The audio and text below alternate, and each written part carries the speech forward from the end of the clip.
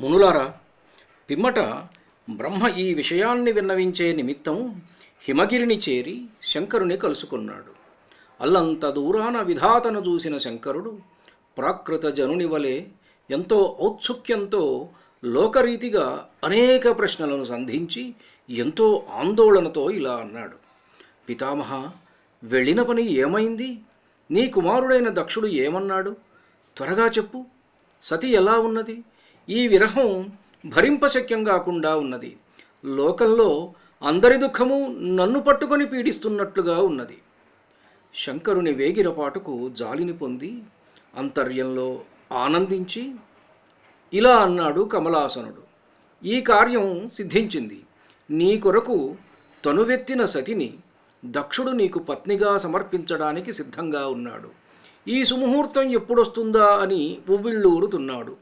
శుభముహూర్తంలో నీ అనుచరగణంతో కలిసి కన్యాభిక్ష కోసం దక్షుని ఇంటికి వెళ్ళు. మేమంతా కూడా వస్తున్నాం. ఈ మాటలు చెవుల పండువై తోచ రుద్రుడు తన గణంతో సిద్ధమయ్యాడు. లక్ష్మీ సహితుడై నారాయణుడు, సరస్వతీ విలసితుడైన బ్రహ్మ, నారదుడు, మరీచ్యాది ఋషులు, ప్రజాపతులు, సకల దేవతా సమూహము ఉత్సాహంతో తనను అనుసరింప రుద్రగణంతో కూడి చైత్ర శుక్ల త్రయోదశి ఉత్తరా నక్షత్రయుక్త ఆదివారం నాడు మహాకోలాహలంగా కన్యావరణ నిమిత్తం బయలుదేరాడు రుద్రుడు. దక్షగృహాన్ని చేరారు.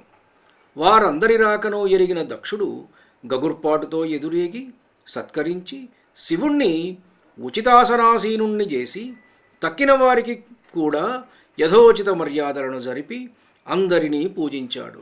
తదనంతరం అందరినీ సంప్రదించి దక్షుడు ప్రీతుడై తండ్రితో, తండ్రి, ఈ పాణిగ్రహణాన్ని మీరే జరిపించండి అని కోరగా వేదోక్తంగా కార్యాన్ని నిర్వర్తించాడు బ్రహ్మ. వృషభధ్వజుడు యథావిధిగా వివాహకర్మను అనుష్ఠించి దాక్షాయణీ పాణిగ్రహణాన్ని చేశాడు. వృషభధ్వజుడు యథావిధిగా వివాహకర్మను అనుష్ఠించి దాక్షాయణీ పాణిగ్రహణాన్ని చేశాడు. సప్తర్షులు స్వస్తివాచకాలను పఠింపగా, గంధర్వులు పాడగా, అప్సరసలు ఆడగా, అఖిల జనలోచనోత్సవంగా సతీశంకరుల కళ్యాణోత్సవం సాగింది. దక్షుడు కృతార్థుడయ్యాడు. ఉమాపరమేశ్వరులు ప్రసన్నులయ్యారు. ఋషులారా, అటు పిమ్మట జరిగిన అద్భుత వృత్తాంతాన్ని చెబుతున్నాను, వినండి. కన్యాదాన సమయంలో దక్షుడు శివునకు అనేక వస్తువులను సారెగా ఇచ్చి బ్రాహ్మణులకు భూరి సత్కారాలను చేశాడు. అప్పుడు విష్ణువు లక్ష్మీ సహితుడై శివుని వద్దకు వచ్చి అంజలి ఘటించి వినయంగా ఇలా అన్నాడు. మహాదేవా కరుణాసముద్ర, ఈ జగత్తుకు నీవు తండ్రివి, సతీ తల్లి. శిష్టరక్షణ దుష్టశిక్షణ కొరకే మీరు అవతరిస్తారని సనాతనమైన వేదం అంటున్నది. ఈ సతిని ఎవరైతే అభిలాషతో చూస్తారో వారిని సంహరించు. ఇది నా విన్నపం. పాణిగ్రహణానంతరం బ్రహ్మ ఆది దంపతులచే అగ్నికార్యం జరిపించి ప్రదక్షిణం చేయించాడు. మునులారా, ఆ సమయంలో సతీదేవి చీర తొలగి లాక్షారంజితము, కుసుమకోమలము, అలంకారశోభితము, నక్షత్రశోభాయుత నఖమండితము అయిన పాదద్వయం కనిపించింది. సకలలోకాశ్రయమైన ఆ పాదాలను చూడగానే బ్రహ్మగారి మనస్సు క్షణంలో వికలమయ్యింది. హర్షంతో ఉత్కంఠతో శివమాయామోహితుడై తదేక దీక్షతో వాటివైపే చూశాడు.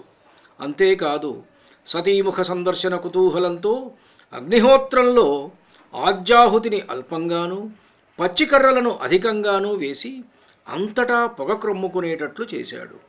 దట్టమైన ఆ పొగకు తాళలేక శివుడు కళ్ళు మూసుకున్నాడు. అదే సమయంలో సతీదేవి కూడా మేలి ముసుగును తొలగించి అరవిందాల వంటి హస్తాలతో కళ్ళు మూసుకున్నది. అదే అదనుగా బ్రహ్మగారు కాంక్షను అణుచుకోలేక ధైర్యంతో వంచిన తలను పైకెత్తి సాభిలాషుడై సతీముఖ సందర్శనం చేశాడు. నిగ్రహాన్ని కోల్పోయాడు. వెంటనే మంచు ముద్దవలే 4 బిందువుల పరిమాణం గల శుక్రం జారిపడింది. విస్మితుడై శంకతో అన్యులకు గోచరం కాకుండా దానిని కప్పివేశాడు. భగవానుడైన శంకరుడు దివ్యదృష్టి చేత దానిని తెలుసుకొని బ్రహ్మ యొక్క జుగుప్సిత కర్మను గర్హించి శూలంతో ఆయనను శిక్షింపబోయాడు. అగ్నిసదృశంగా భయంకరంగా ఉన్న శంకరుణ్ణి చూసి నారాయణుడు, మరీచ్యాది ఋషులు, సర్వదేవగణాలు కంపితులై ఇలా స్తుతించారు. హే దేవదేవా, నువ్వు శరణాగత వత్సలుడవు. మీ దంపతులిద్దరూ జగత్తుకు తల్లిదండ్రులు. మేమందరము మీ దాసులము. ఆగ్రహాన్ని విడిచిపెట్టు, ఈ బ్రహ్మను రక్షించు. దక్షుడు కూడా వద్దు వద్దు అని అరుస్తూ ముందుకురికి శూలపాణి అయిన శివుని చేతిని పట్టుకున్నాడు. ఆ ప్రాంగణమంతా హాహాకారాలతో దద్దరిల్లింది. కార్యకుశలుడు, బుద్ధిశాలి అయిన విష్ణువు రుద్రునికి నమస్కరించి వారిస్తూ ఇలా అన్నాడు.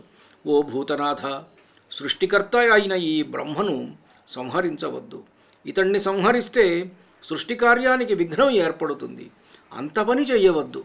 దక్షపుత్రిక అయిన ఈ సతిని మంచి ఉపాయంతో నీకు భార్య అయ్యేటట్లుగా వ్యవస్థ చేసింది ఈయనే కదా. అలా చేసి మరో విధంగా నీకు ప్రాణదానం చేశాడు కనుక రక్షించు. అయినా రుద్రుని కోపం చల్లారలేదు. పూర్వం నువ్వు చేసిన విన్నపాన్ని మన్నించాను, దానిని ఇప్పుడు నెరవేరుస్తాను, మరో సృష్టికర్తను సృష్టిస్తాను అంటూ నిశిత త్రిశూలాన్ని త్రిప్పాడు. అప్పుడు చిరునవ్వుతో వివేకశీలి అయిన విష్ణువు సమయోచితంగా ఇలా అన్నాడు. పరమపురుష, ప్రతిజ్ఞాపాలన యుక్తమే గాని ఎవరిని వధిస్తావు? ఈ పితామహుడు నీ నుండి ఆవిర్భవించిన నీ స్వరూపమే గదా. నిన్ను నీవే చంపుకుంటావా? ఆత్మహత్య మహాపాపం గదా. ధార్మికమైన విష్ణువు పలుకులకు పరమేశ్వరుడు ప్రసన్నుడై తన ప్రయత్నాన్ని విరమించుకున్నాడు. ధన్యుడను. నమస్కారం. మీ ఊటుకూరు జానకి రామారావు.